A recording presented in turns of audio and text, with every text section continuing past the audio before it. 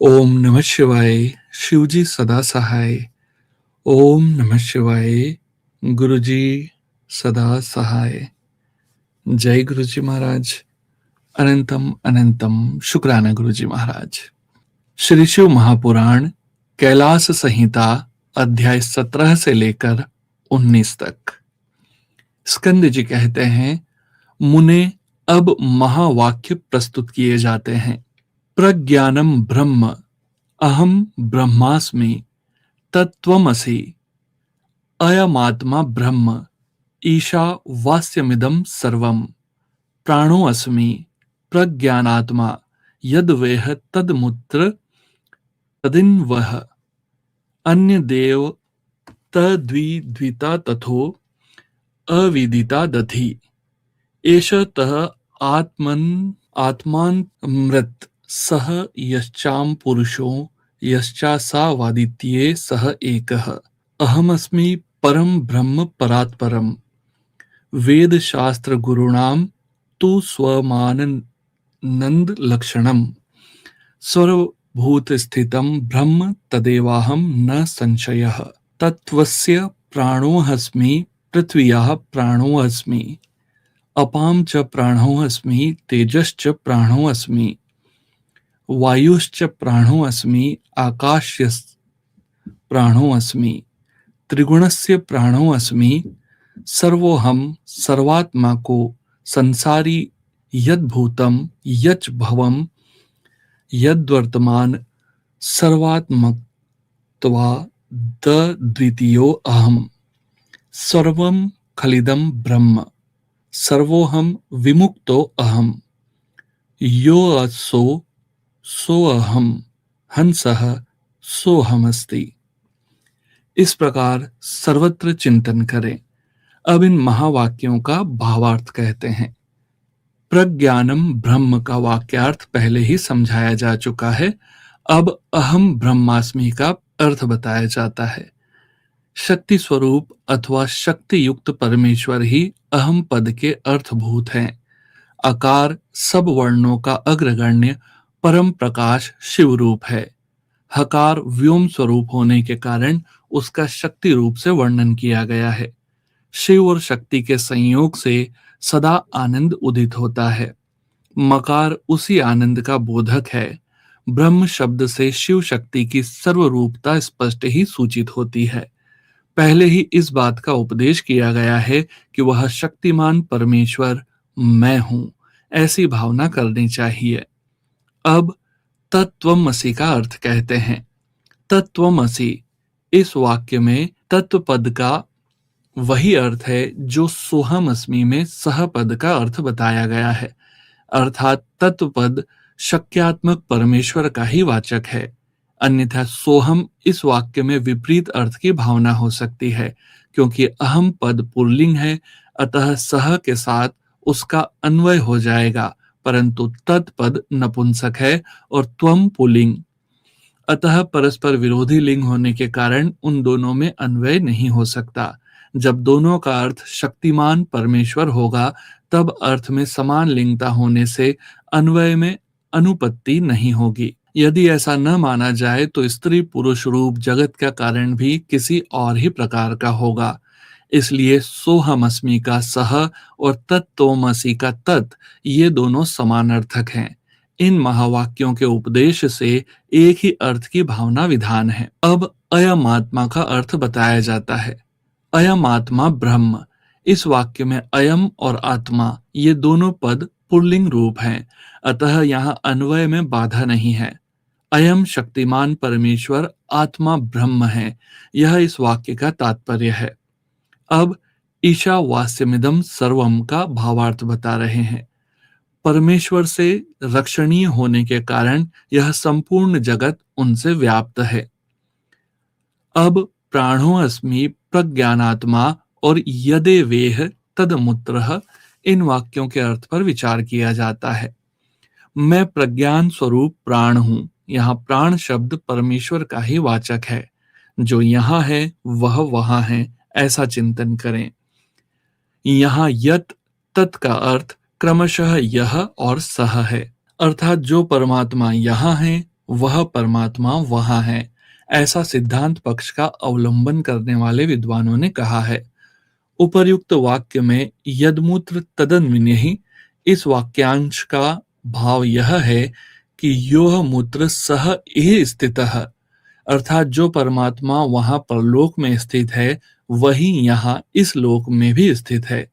इस प्रकार विद्वानों को पहले के समान ही परम पुरुष परमात्मा रूप अर्थ यहाँ अभिष्ट है। अब अन्य देव तद्विदिता दथो अविदिता दधि दधि इस वाक्य पर विचार करते हैं। मुने, इस वाक्य में जिस प्रकार फल की भी विपरीतता की भावना होती है उसे यहां बताता हूं, सुनो। विदितात, यह पद अयथा विदितात के उन्हीं का इन समस्त उत्कृष्ट गुणों से नित्य संबंध है। अपने और पराये के भेद सत्तात के अर्थ में प्रवृत्त हो सकता है। वह विदित से भिन्न है, अर्थात जो असम्यक रूप से ज्ञात है उससे भिन्न है। इसी प्रकार जो यथावत रूप से विदित नहीं है उससे भी पृथक है। इस कथन से यह निश्चित होता है कि मुक्ति रूप फल की सिद्धि के लिए कोई और ही तत्व है जो विदिता विदित से परे है। परंतु जो आत्मा है वह सर्वरूप है, वह किसी से अन्य नहीं हो सकता। अतः आत्मा या ब्रह्म आदि पद पूर्ववत शक्तिमान परमेश्वर शिव के ही बोधक हैं, यह मानना चाहिए। अब एष त आत्मा तथा यश्चात् पुरुषे, इन दो वाक्यों के अर्थ पर विचार किया जाता है। यह तुम्हारा अंतर्यामी आत्मा है जो स्वयं ही अमृत स्वरूप शिव है। यह जो पुरुष में शंभु है वही सूर्य में भी स्थित है। इन दोनों में कोई भेद नहीं है। जो पुरुष में है वही आदित्य में है। इन दोनों में पृथकता नहीं है।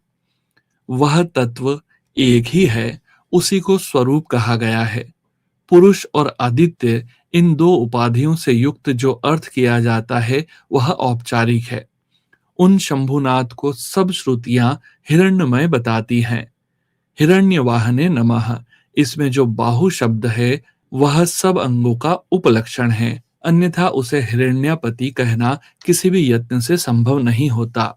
छांदोग्य उपनिषद में जो यह श्रुति है इसके द्वारा आदित्य मंडलांतर्गत पुरुष को स्वर्णमय दाढ़ी मूछ वाला, स्वर्ण सदृश केशों वाला तथा नख से लेकर केशाग्र भाग पर्यंत सारा का सारा स्वर्णमय प्रकाशमय ही बताया गया है। अतः वह हिरण्मय पुरुष साक्षात शंभु ही है। अब अहम अस्मि परम ब्रह्म परापर परात परम, इस वाक्य का तात्पर्य बताता हूं, सुनो। अहम पद के अर्थभूत सत्यात्मा शिव ही बताए गए हैं। वे ही शिव मैं हूं, ऐसी वाक्यार्थ योजना अवश्य होती है। उन्हीं को सबसे उत्कृष्ट और सर्वस्वरूप पर ब्रह्म कहा गया है। उसके तीन भेद हैं, पर, अपर तथा परात्पर। रुद्र, ब्रह्मा और विष्णु ये तीन देवता श्रुति ने ही बताए हैं। ये ही क्रमशः पर, अपर तथा परात्पर रूप हैं। इन तीनों से भी जो श्रेष्ठ देवता हैं वे शंभु पर ब्रह्म शब्द से कहे गए हैं। वेदों, शास्त्रों और गुरु के वचनों के अभ्यास से शिष्य के हृदय में स्वयं ही पूर्ण आनंदमय शंभु का प्रादुर्भाव होता है। संपूर्ण भूतों के हृदय में विराजमान शंभु ब्रह्म रूप ही है। वही मैं हूं, इसमें संशय नहीं है। मैं शिव ही संपूर्ण तत्व समुदाय का प्राण हूं। ऐसा कहकर स्कंद जी फिर कहते हैं, मुने, मैं शिव आत्म तत्व, विद्या तत्व और शिव तत्व, इन तीनों का प्राण हूं। पृथ्वी आदि का भी प्राण हूं। पृथ्वी आदि के गुणों तक का ग्रहण होने से यह समझ लो कि यहाँ सारे आत्म तत्व गृहित हो गए। फिर सबका ग्रहण विद्या तत्व और शिव तत्व का भी ग्रहण कराता है। इन सब तत्वों का मैं प्राण हूं, मैं सर्व हूं, सर्वात्मा हूं। जीव का भी अंतर्यामी होने से उसका भी जीव हूं, आत्मा हूं। जो भूत, वर्तमान और भविष्य काल है वह सब मेरा स्वरूप होने के कारण मैं ही हूं। सर्वो वे रुद्रः, सब कुछ रुद्र ही हैं। यह श्रुति साक्षात शिव के मुख से प्रकट हुई है, अतः शिव ही सर्वरूप हैं, क्योंकि उन्हीं का इन समस्त उत्कृष्ट गुणों से नित्य संबंध है। अपने और पराये के भेद से रहित होने के कारण मैं ही अद्वितीय आत्मा हूँ। सर्वम खल्विदम ब्रह्म, इस वाक्य का अर्थ पहले बताया जा चुका है। मैं भाव रूप से होने के कारण पूर्ण हूँ, नित्य मुक्त भी मैं ही हूँ। पशु मेरी कृपा से मुक्त होकर मेरे स्वरूप को प्राप्त होते हैं। जो सर्वात्मक शंभु है वही मैं हूँ, मैं शिव रूप हूँ। वामदेव, इस प्रकार संपूर्ण वाक्यों के अर्थ भगवान शिव ही बताए गए हैं। ईशावास्योपनिषद की श्रुति के दो वाक्यों द्वारा प्रतिपादित अर्थ साक्षात शिव की एकता का ज्ञान प्रदान करने वाला होता है। गुरु को चाहिए कि शिष्यों को इसका आदर पूर्वक उपदेश करें। गुरु को उचित है कि वे आधार सहित शंख को लेकर अस्त्र मंत्र से तथा भस्म द्वारा उसकी शुद्धि करके उसे अपने सामने चौकोर मंडल में स्थापित करे। फिर ओंकार का उच्चारण करके गंध आदि के द्वारा उस शंख की पूजा करे। उसमें वस्त्र लपेट दे और सुगंधित जल भरकर प्रणव का उच्चारण करते हुए उसका पूजन करे। तत्पश्चात 7 बार प्रणव के द्वारा फिर उस शंख को अभिमंत्रित करके शिष्य से कहें, हे शिष्य, जो थोड़ा सा भी अंतर करता है, भेदभाव रखता है, वह भय का भागी होता है। यह श्रुति का सिद्धांत बताया गया है। इसलिए तुम अपने चित्त को स्थिर करके निर्भय हो जाओ। ऐसा कहकर गुरु स्वयं महादेव जी का ध्यान करते हुए उन्हीं के रूप में शिव शिष्य का अर्चन करें।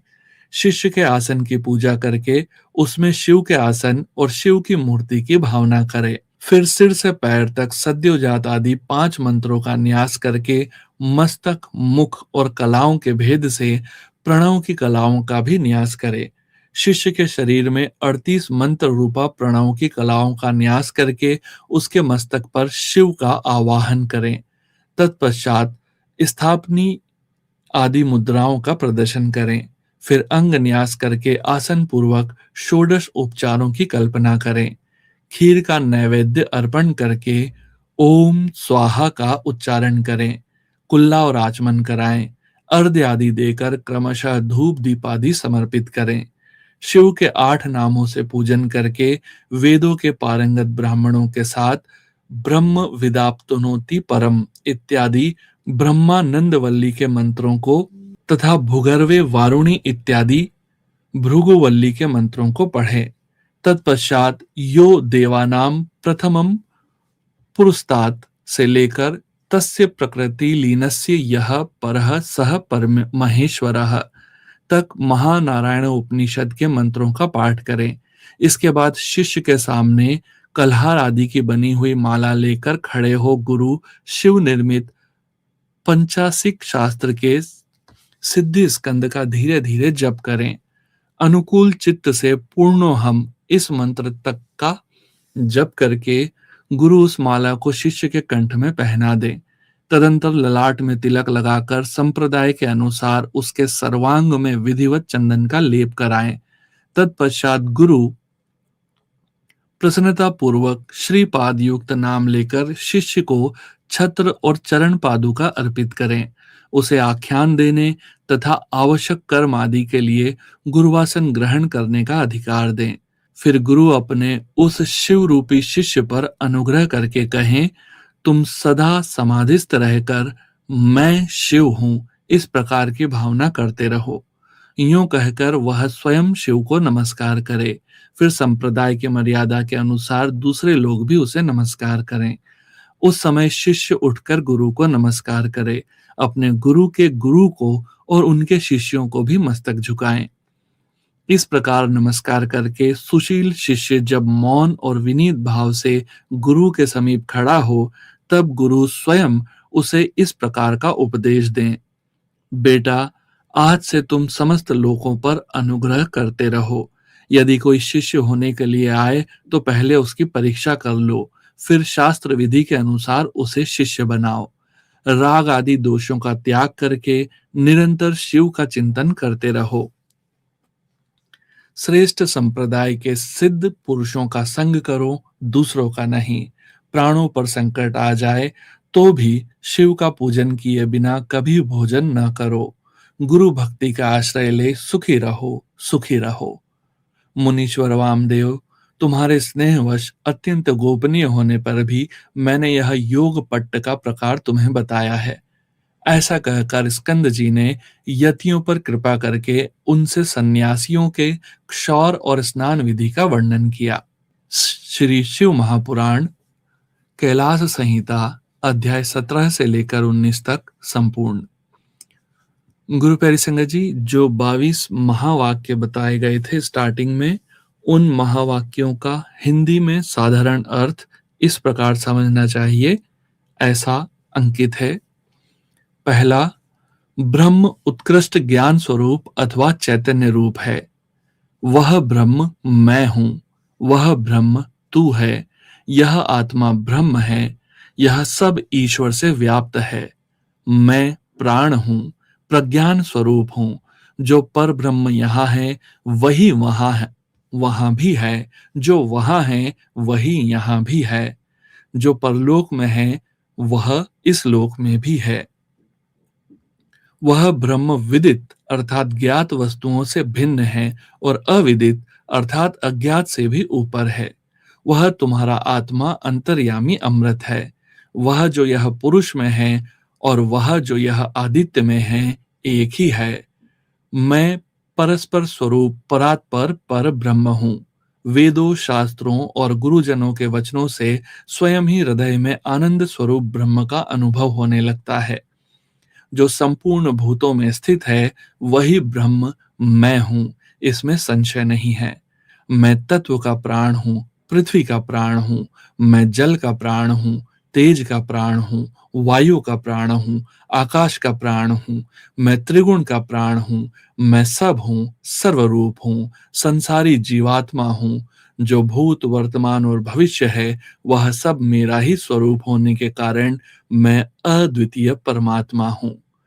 यह सब निश्चय ही ब्रह्म है। मैं सर्वरूप हूं, मुक्त हूं। वह है, वह मैं हूं, मैं वह हूं और वह मैं हूं। जय गुरु जी महाराज। अनंतम अनंतम शुक्राना गुरु जी महाराज। ओम नमः शिवाय। शिव जी सदा सहाय। ओम नमः शिवाय। गुरु जी सदा सहाय।